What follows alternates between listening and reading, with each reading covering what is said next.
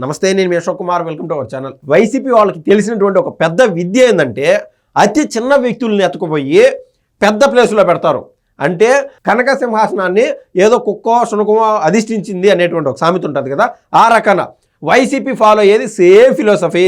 మనకు కావాలంటే 2019 నుంచి 2024 వరకు బోరగడ్డ అనిల్ లాంటి వాళ్ళు, వర రవీంద్రారెడ్డి లాంటి వాళ్ళు, రకరకాల వాళ్ళు, ఆఖరికి ఎమ్మెల్యే స్థాయిలో ఉండేటువంటి ద్వారంపూడి చంద్రశేఖర్ రెడ్డి, జోగి రమేష్, ఎంత టోళ్ళు కూడా టీడీపీ వాళ్ళపైన, ముఖ్యంగా టీడీపీ అధినేత పైన, టీడీపీ అధినేతతో పాటు నారా లోకేష్ గారి పైన, పవన్ కళ్యాణ్ గారి పైన ఏ విధంగా అవాకులు చవాకులు పేలినారో, ఏ విధంగా వాళ్ళని తక్కువ చేసే విధంగా మాట్లాడినారో, అసహ్యంగా వాళ్ళ కుటుంబ సభ్యులపైన మాట్లాడినారో ఇవన్నీ చూసాం.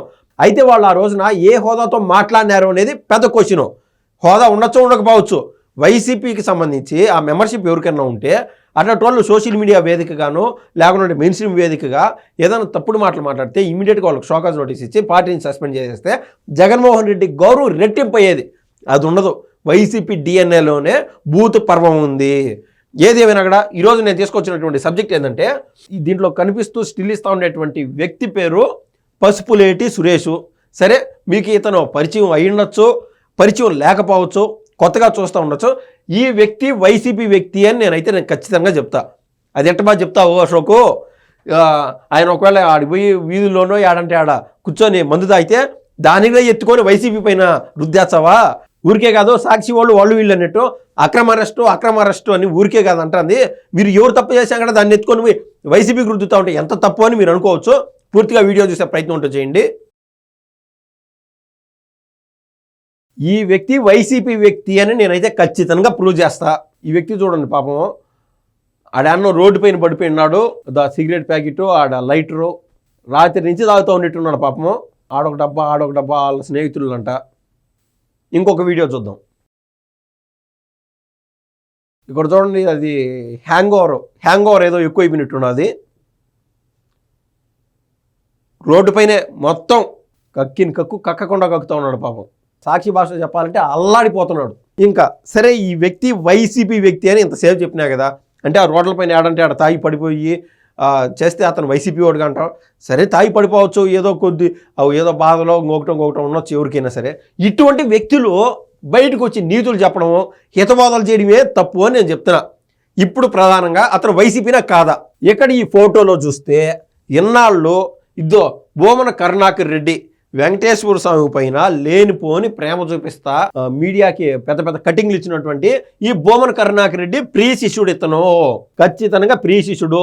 చూడండి, ఈ యొక్క కండువా చూడండి, మనకు అర్థమవుతుంది ఏ పార్టీ వ్యక్తి ఏ పార్టీతో ఉన్నాడు, ఏంది వాళ్ళ మధ్య ఎంత రిలేషన్ ఉంటే. సహజంగా ఏదో చిన్నపాటి కార్యకర్తని కూడా కొద్దిసేపు అనుకుందాం, వైసీపీ పార్టీకి కనుక సంబంధం లేదనుకుందాము. ఈయన ఏదో బోమన కరుణాకర్ రెడ్డి ప్రచారానికి పోయినప్పుడు ఆ రోజు ఏదో కరుచుకొని ఫోటో తీసుకున్నారనుకుందాం. ఇప్పుడు బోమన కరుణాకర్ రెడ్డి బిడ్డలతో కూడా ఈయన ఫోటో చూపిస్తా, బోమన అభినయ్ రెడ్డితో కూడా ఒకసారి చూద్దాం. ఇప్పుడు చూడండి ఎంత క్లోజ్ ఫ్రెండ్సో వీళ్ళు. అక్కడ వాళ్ళ తండ్రితో పాటు కలుసుకున్నాడు, ఇక్కడ బోమన అభినయ్ రెడ్డితో పాటు కూడా కలుసుకొనే ఉన్నాడు ఈ పసుపులేటి సురేష్. ఇప్పటికీ కూడా ఎవరైనా సరే ఈయన సాదాసీదా కార్యకర్త, వైసీపీలో ఏదో ఒక అనామకుడు అని మనం అనుకోవచ్చా? అనుకునేటువంటి ప్రయత్నం చేయొచ్చా? ఎంత క్లోజ్నెస్ చూడండి.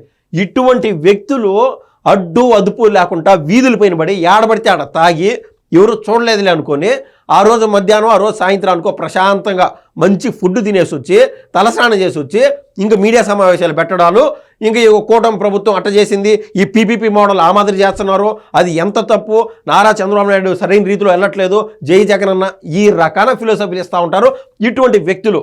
ఇప్పుడు ఈ వ్యక్తి వైసీపీ అనేటువంటి మాట నిర్ధారణ అయిపోయింది కదా, అప్పటికీ బాధ లేదు. కానీ ఇట్లా టోళ్ళు చెప్పేటువంటి ఫిలాసఫీలే చాలా తప్పు. అడ్డు అదుపు లేకుండా ఇట్లా టోళ్ళని అందలం ఎక్కించి ఇటువంటి ప్రవర్తన ఉండేటువంటి వాళ్ళకి జగన్మోహన్ రెడ్డి చెప్పలేనంత పొజిషన్ ఇచ్చి కూర్చొని పెట్టి రాష్ట్ర ప్రభుత్వం పైన, లేకుంటే రాష్ట్రంలో ఉన్నటువంటి కొన్ని రాజకీయ పార్టీల పైన అవాకులు చేవాకులు పేలమని చెప్పి ఇతనికి ఫ్రీ హ్యాండ్ ఇవ్వడమే జగన్మోహన్ రెడ్డి గారు చేసినటువంటి మొదటి తప్పు.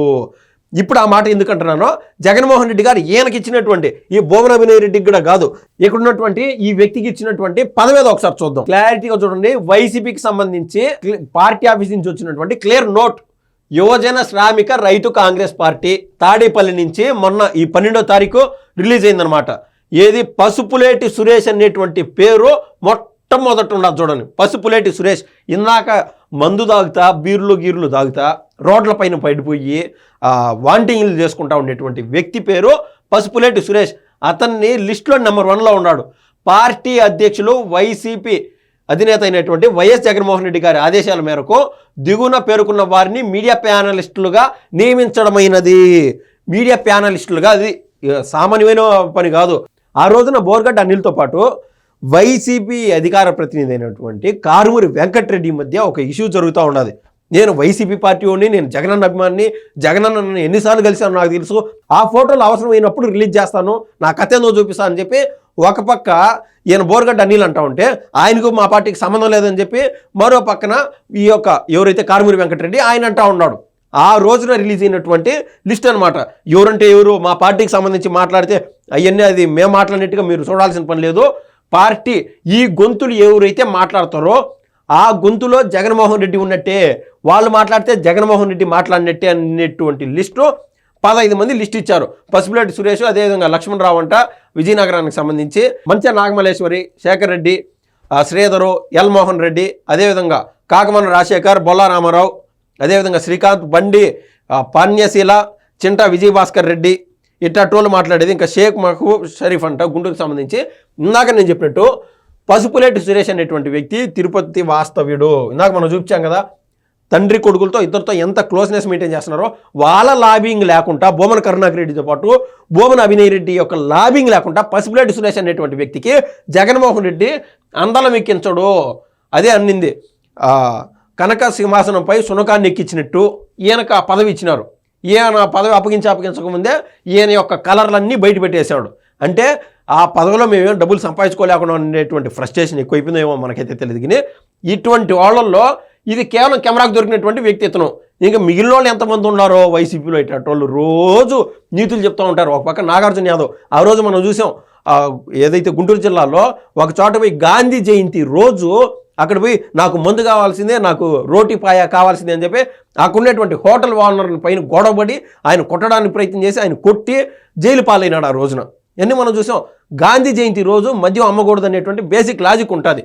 ఏదైనా కామన్ సెన్స్ ఏడన్నా ఆర్రా తెచ్చుకునేటువంటి ప్రయత్నం చేశాడో మనకు తెలియదు. కానీ గాంధీ జయంతి రోజు హోటల్కి పోయి ఆయన చేసినటువంటి దౌర్జన్యం చూడండి. ఇట్టోళ్ళు సాక్షిలోకి పోయి మెయిన్ స్ట్రీమ్ మీడియాలో మాట్లాడతా ఓవర్ యాక్షన్ చేస్తూ ఉంటారు. అవన్నీ నిజమని మనం అనుకోవాలి.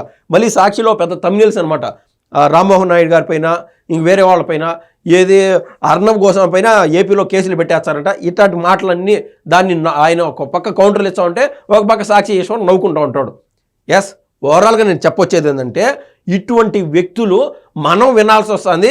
అది నిజాలు అనుకొని నమ్మడం మన మూర్ఖత్వం. చాలా అప్రమత్తంగా ఉండాలని నేనైతే చెప్తున్నాను. ధన్యవాదాలండి.